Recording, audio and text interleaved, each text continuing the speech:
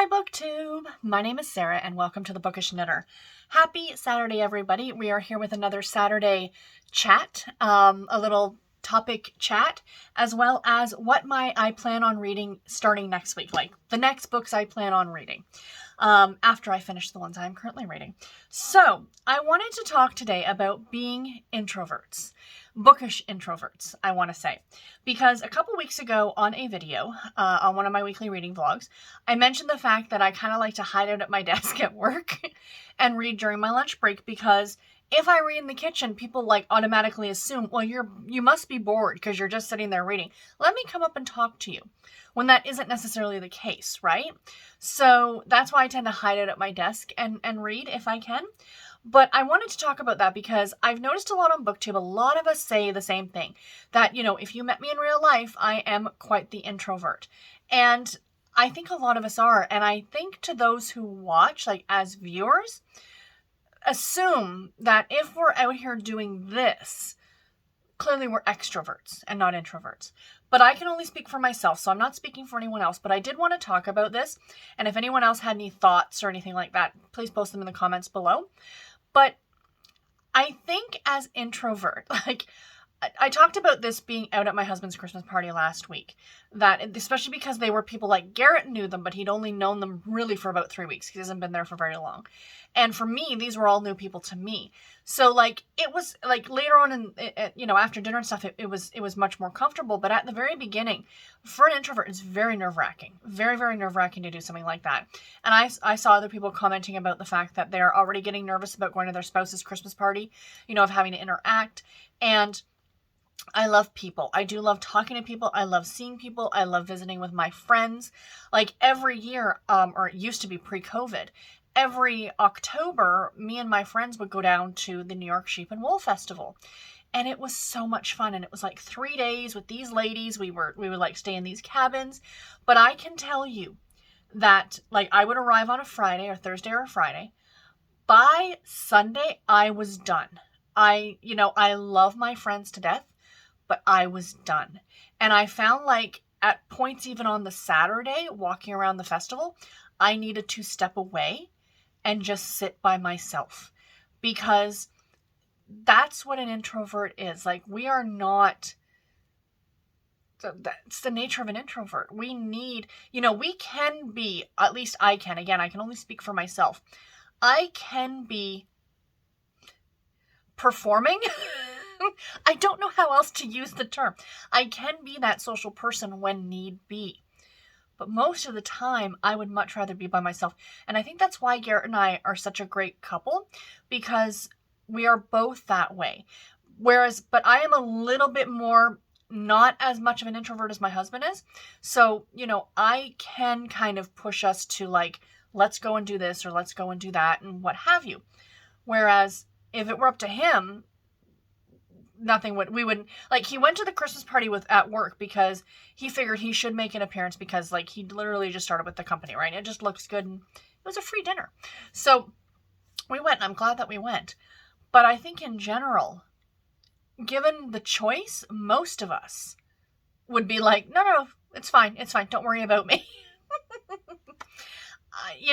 For those of you who are not introverts, I think it must be very difficult. Like, there's this great meme out there that's like, how do introverts make friends? It's like an extrovert adopted them and brought them out, which is so true.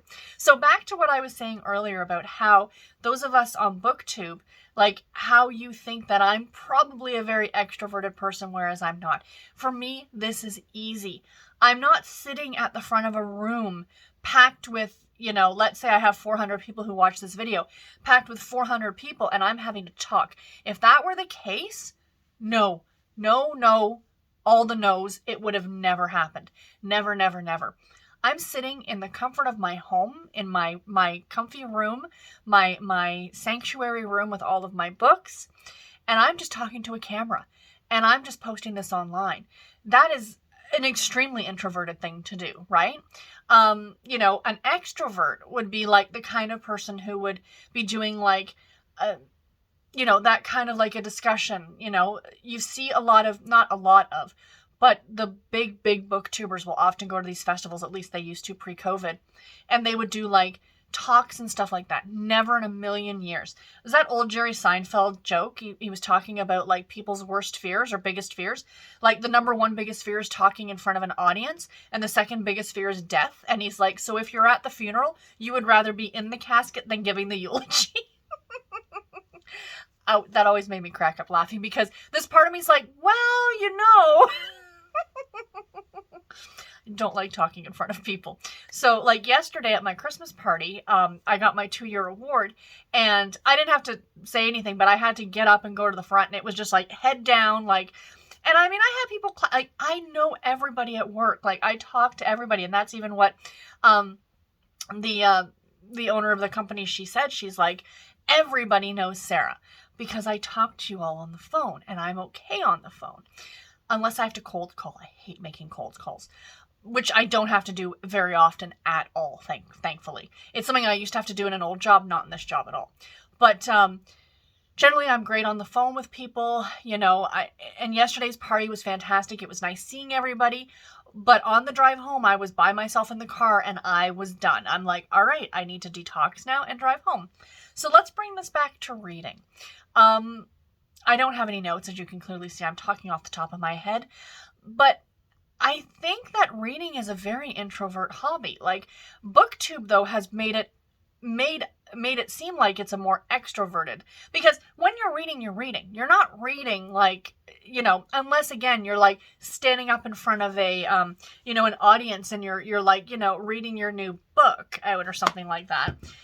If you're reading, you're reading, whether you're listening to an audiobook or you're reading a physical book or a print book, you know, it's you and the book, or however you're consuming that book.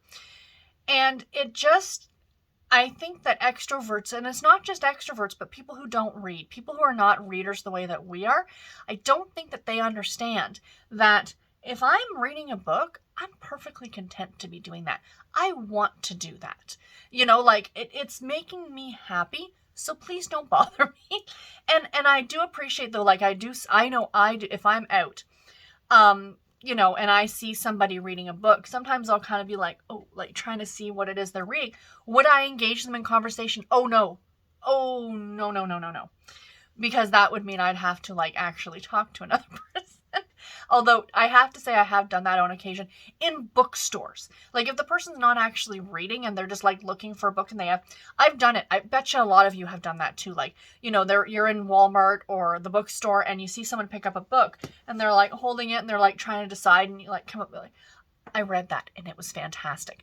I'm sure we have all done that. Or this is what I didn't like. Actually, no, I would never tell somebody what I didn't like about a book. If there's a book I didn't like and they were holding it, I just keep my mouth shut, because what I don't like in a book may be totally different from what somebody else doesn't like in a book. But if a book is good, a book is good. And I'll tell you that I liked a book, but I won't tell you I disliked a book. So yeah, but in general, like I was talking about for my lunch breaks, I like sitting at my desk because I'm either reading on my e-reader or I have an audiobook in. And one of the it's not a problem, but sometimes I'm crafting too. Like, if I'm listening to an audiobook, I'm knitting on a sock or something. And sometimes I'll have people going, oh, what are you making? And they don't know that I'm listening to an audiobook, which is fine. They must assume that I must be listening to a podcast or music. So I just pause it and I talk very quickly, and it's all fine and good. But yeah, I just think that, you know, it just kind of goes hand in hand. That if you're an introvert, if you've always been an introvert, if you're that kind of a person, you generally gravitate more towards these solo kind of hobbies. And for us here on Booktube, it's reading. Clearly, if we're Booktubers, we are avid readers. But you don't have to, you can be an extrovert and be a reader. I'm not saying one goes hand in hand with the other, you know, but I just find, like, if you were to poll Booktube, I think more Booktubers and people who watch Booktube would be a lot more averse to saying, yes, we're introverts 100%. It just seems to be a thing. And I find it very, very interesting to think about. And then to the fact that as a group of introverts, we have built an entire community talking to each other. But it's safe, isn't it, guys? It's safe because we're behind this camera. And, you know, me as a viewer, if I'm watching somebody else's channel, I can post a comment on their video, but I'm not talking to them face to face generally. And when I first started doing, like, reading sprints, I was very nervous about doing that because that's not my personality. And to be put out there like live is nerve-wracking to me. Absolutely nerve-wracking to me. But now I've kind of gotten used to it because, yes, usually it's only like 3 or 4 other people in that live chat with me. So I've got, like, there are other people who can we can talk to each other. Plus there's the comments. So, I mean, it's not like, we've got nobody to talk to. But at first, when I first started doing those, they made me very nervous. But now I'm much more used to them, so I do like doing them a lot. Anyway, guys, I'm rambling. I don't even know if I made any sense on this one. I just kind of wanted more to say, like, at my conclusion to this long-winded and, pointless essay, maybe, is that, I think that we can all understand each other, and I think that's what makes this such a great community, is that we're all, in a way, even if you don't consider yourself an introvert, I think you might be a bit of an introvert. And I just think it's a really, really interesting thing to think about. And what other hobbies we might have that, we wouldn't necessarily have to engage in other people.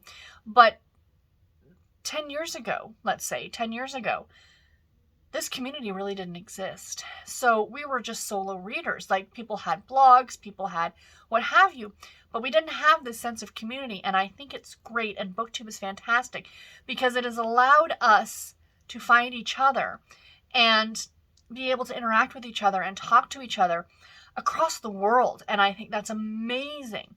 Like, I can say, even though I've never met some people, that I have friends in the UK or in the US or other places in Canada. Again, I may never meet these people, but when I sit down to watch their videos, I feel like I'm visiting with a friend and still allowing myself to be that introvert person that I am. So anyway, what am I currently reading, or what are my reading plans for next week? Let me just bring up the my tablet here so I can show you guys the images. So my next audiobook, when I'm finished the one that I'm currently listening to, is going to be Kissing Under the Mistletoe. This is a historical romance anthology by Suzanne Enoch, Amelia Gray, and Anna Bennett. So there is the cover. Isn't that gorgeous? So I currently have it out from the library. I will be listening to this one on audio because audio has become my friend. I might talk about this one in another video on a Saturday, maybe even in January. I'm going to see how the month of December plays out because I hadn't been listening to audio for like 2 or 3 months. And now I'm like, okay, I'm starting to slowly get back into it again. And the merits behind it and how good it works for me as a reader. So yeah, this is the next one I have to read on audio. And then my next Harlequin book, I am really, really looking forward to this one, is somewhere here. Where is it? Where is it? Where is it? Where are you? There it is. Starlight and the Christmas Dare by the great Michelle Major. I am really, really, really looking forward to this one. Sorry for the brightness, but it is a special edition. So yeah, it's part of a series. Not sure what number it is in the series, but you guys know me. Out of order, which I know makes a lot of you cringe. That's what I need to do a video on, right? Like for one of these Saturday chats is reading books out of order. So that'll be fun. Here I am just making topics for these going forward. But if you guys have any suggestions or topics that you'd like me to talk about in these videos, please do let me know in the comments below. And I haven't started it yet, but I plan on starting it today, is Nancy Drew, Trial by Fire, which is case number 15 in the Nancy Drew Files series. This is the series that came out in the 80s. Nancy shifts into high gear as a cab driver to run down a hitman, it says. So, yay, I'm looking forward to this one. So anyway, guys, that is it for this Saturday video. I do hope that you enjoyed it. Coming tomorrow on the channel, of course, is going to be my vlog. On Monday, I have an announcement video. On Tuesday, I'm going to be doing a video on, I'm picking 5 books that I've read in the past, which are holiday romance recommendations. So I know we're getting close to Christmas, close to the holidays, but if you guys are still looking for some tried and true holiday romance recommendations, stay tuned on Tuesday. I think on Thursday, if my package comes in the mail in the next few days, I will be showing off showing the book that I got from Book of the Month. And then on Friday, I will be starting my new series, if you will, here on the channel, that every Friday I'm doing a new book Friday. So I'm going to be picking 5 books that are coming out the next Tuesday, so like that's the Friday, and then the Tuesday that's coming, I'll be picking 5 books and sharing them with you guys, so you can kind of see the books that are coming in the next week, just across, like, not just Harlequin, but like, you know, Berkeley or Kensington or any, pretty much books that I'm getting from NetGalley, guys. Let's be realistic. So it's kind of a way for me to show you guys some of my NetGalley books without having these horribly long videos. So it's gonna be like 5 or 6, 7, 8. I don't know. What's a good number? You guys tell me. You know, a handful of books that are coming out the upcoming Tuesday. So yeah, that's what's coming up on the channel this week, you guys. I hope that you enjoy it. And until my next one, take care and happy reading, everybody. Thank you so much for watching. Bye, guys.